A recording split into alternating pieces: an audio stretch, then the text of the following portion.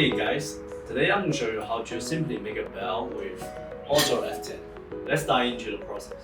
We need to measure your waistline to decide the width and the length of the bell.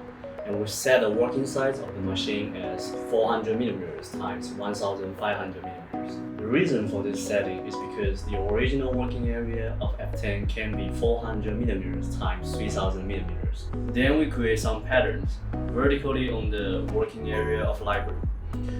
Now we set the machine and support stand. There is a point which is very important you need to know. The width of the support stand gotta be the same or they will be smaller than your material.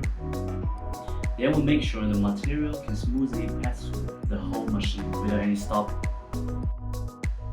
Then we twiddle the knob to stabilize the material. Now we connect the machine with your laptop or computer on library. And click frame to make sure if everything's ready.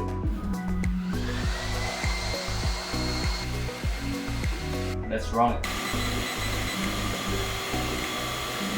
Look at this amazing result we got from engraving. Now we're gonna draw a rectangle with 38 or 35 around millimeters times 1050 millimeters around the patterns that we engraved.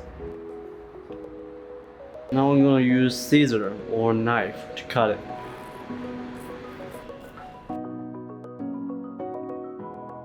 We create 5 circles for the bell. Generally, the average diameter of the bell holes is between 4mm and 6mm. So I'll set 5mm for it. And the distance between bell holes is better to be 25mm.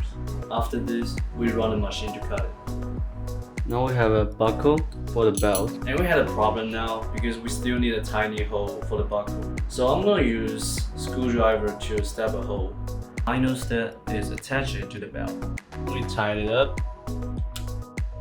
Here we go. A simple belt made without any difficult process.